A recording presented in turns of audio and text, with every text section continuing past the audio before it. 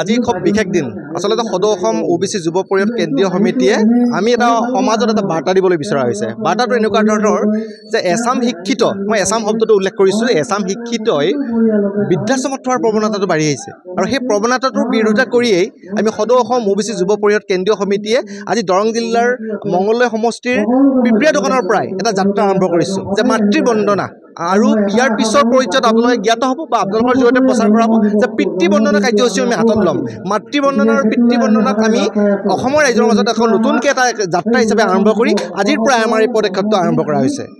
আচলতে পৰিয়ালটোৱে আচলতে চমক চন্দ্ৰ ডেকা আৰু তেওঁলোকৰ গোটেই সাতো ভাই ককাইৰ মাজত যি সম্প্ৰীতিৰ এনাজৰী, তেখেতসকলৰ যিটো মিলা প্ৰীতি আৰু তেখেতসকলে যি মাতৃপ্ৰেমৰ যি আদৰ্শ দেখুৱাইছে, অসমবাসী ৰাজ্য হিচাপে আমি আপোনালোকৰ সংবাদ মাধ্যমৰ জৰিয়তে গোটেই নিউজটো বাতৰিটো আমি দেখিলোঁ।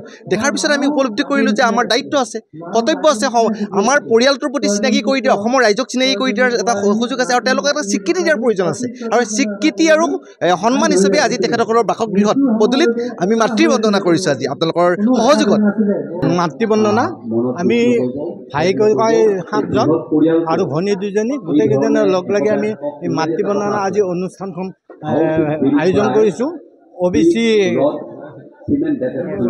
মৰ্চাৰ সৌজন্যত। তাৰপিছত আমি ঘৰতে গোটেইকেইজন মিলি কিনি আজি মাতৃবন্দনা আমি অনুষ্ঠান আৰম্ভ কৰিছোঁ।